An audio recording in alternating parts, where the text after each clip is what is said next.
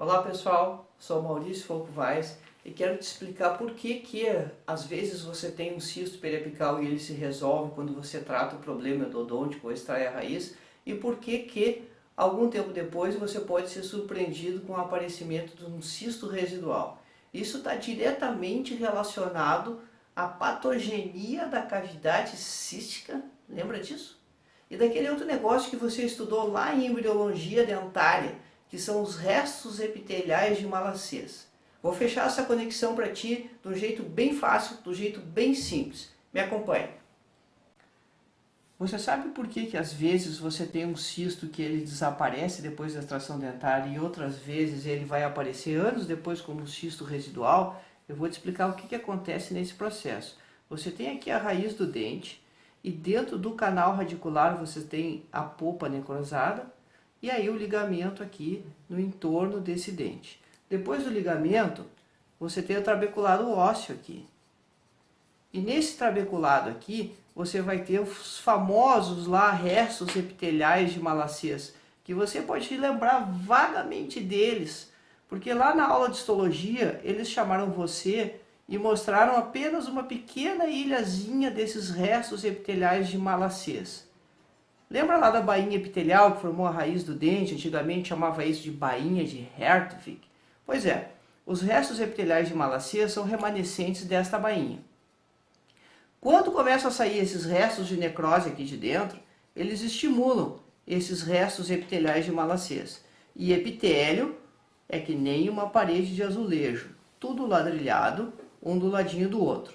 O estímulo inflamatório começa a atuar em cima deles e aí então essa ilha aqui ela vai crescer e vai ficar cada vez mais volumosa e cada vez com mais celulinhas no interior dela, e essas celulinhas vão cada vez crescendo mais até que, se nós lembrarmos de como era o epitélio era como uma lâmina aonde a camada basal está aqui embaixo e a camada que descama está aqui.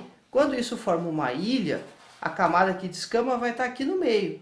Portanto, essas células descamativas, elas estão aqui no meio. E nós vamos ter então uma cavidade que se forma aqui no meio, com todas essas celulinhas aqui no entorno. E os restos então da descamação e da necrose das células vão estar caindo aqui. Você vai formar aqui nesse meio algo muito concentrado de proteína. O que o organismo faz quando você tem um meio muito concentrado? Joga líquido lá dentro. Lembra daquele conceito que nós estudamos lá para o vestibular, osmose? O que é osmose? Do meio menos concentrado para o meio mais concentrado. Então, mais líquido aqui dentro, essa cavidade vai ter pressão contra as paredes dela, vai aumentar cada vez mais. Bueno, isso aqui é a patogenia da cavidade cística. Se você colocar então esse conceito da patogenia da cavidade cística aqui na nossa raiz do dente, que tinha necrose lá dentro, uma polpa morta, jogando restos inflamatórios para cá, se isso acontecer aqui, longe da raiz do dente, lá no meio do tecido ósseo que foi reabsorvido, você vai ter um cisto separado da raiz do dente. Acontece que se isso acontece junto da raiz do dente, de maneira que a raiz do dente é uma das paredes desse cisto, nós vamos ter o que nós chamamos de cisto em baía.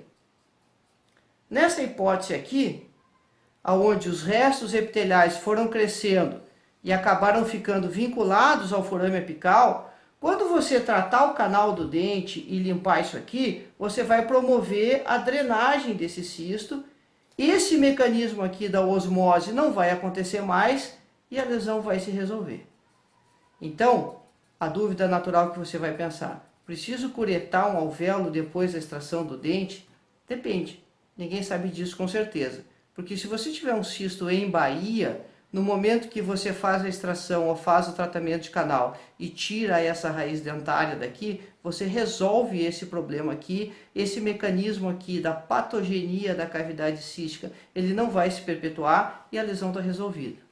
Por outro lado, quando você tem isso como nessa situação aqui, acontecendo de forma independente, você trata o canal resolve o problema inflamatório, você tira o dente, resolve o problema inflamatório, mas a raiz dentária não está mais lá, a causa não está mais lá, mas você tem esse mecanismo anterior que a gente descreveu aqui, da patogenia da cavidade cística, que vai continuar acontecendo aqui, e essa lesão vai continuar crescendo.